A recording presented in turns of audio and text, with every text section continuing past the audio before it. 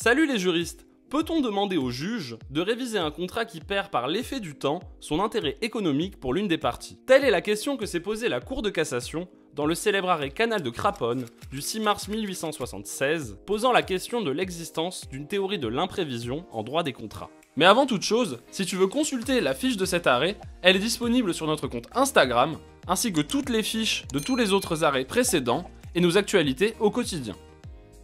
Les faits sont les suivants. Depuis 1560, les bénéficiaires d'un droit d'arrosage versaient une redevance de 15 centimes aux propriétaires d'un canal d'irrigation à Pélissane, près de Salon de Provence. 3 siècles plus tard, le marquis de Gallifet va demander une augmentation de la redevance qui n'était plus suffisante pour s'approvisionner en eau et entretenir le canal, les ponts et le réseau de distribution aux bénéficiaires. La Cour d'appel d'Aix-en-Provence va accorder une révision du prix compte tenu du déséquilibre avec la prestation et va relever à 60 centimes la redevance à partir de 1874.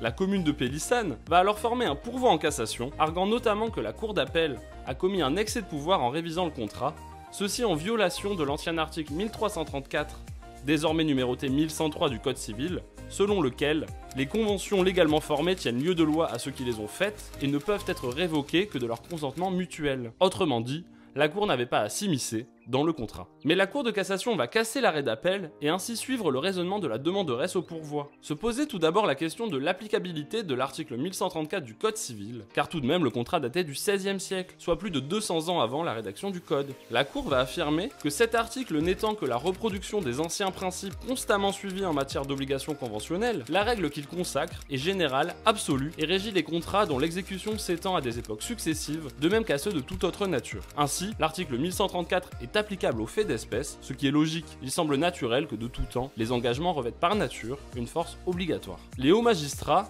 affirment donc, sur le fondement de cet article, que dans aucun cas, il n'appartient aux tribunaux, quelque équitable que puisse apparaître leur décision, de prendre en considération le temps et les circonstances pour modifier les conventions des parties et substituer des clauses nouvelles à celles qui ont été librement acceptées par les contractants.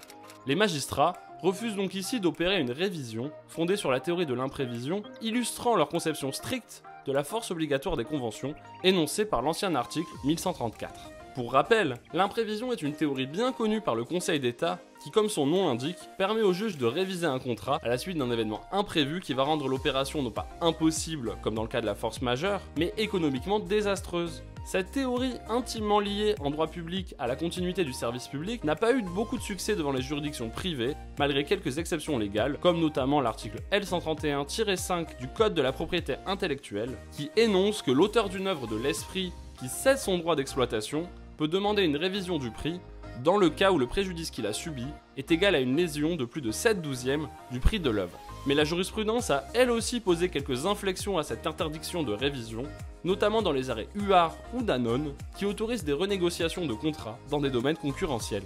La révision par les juges pour imprévision était néanmoins toujours interdite depuis notre arrêt Craponne jusqu'à la réforme du droit des contrats de 2016, qui a inscrit à l'article 1195 que si un changement de circonstance imprévisible lors de la conclusion du contrat rend l'exécution excessivement onéreuse pour une partie qui n'avait pas accepté d'en assumer le risque, celle-ci peut demander une renégociation du contrat à ce co-contractant. Elle continue à exécuter ses obligations durant la renégociation.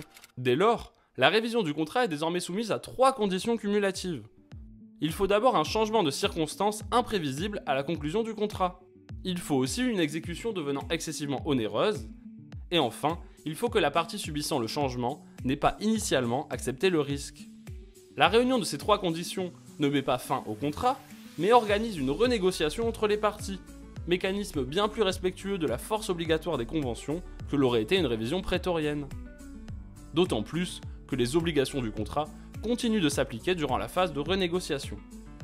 Voilà les juristes, j'espère vous avoir été utile. Quant à nous, on se retrouve dans une semaine, et d'ici là, filez droit!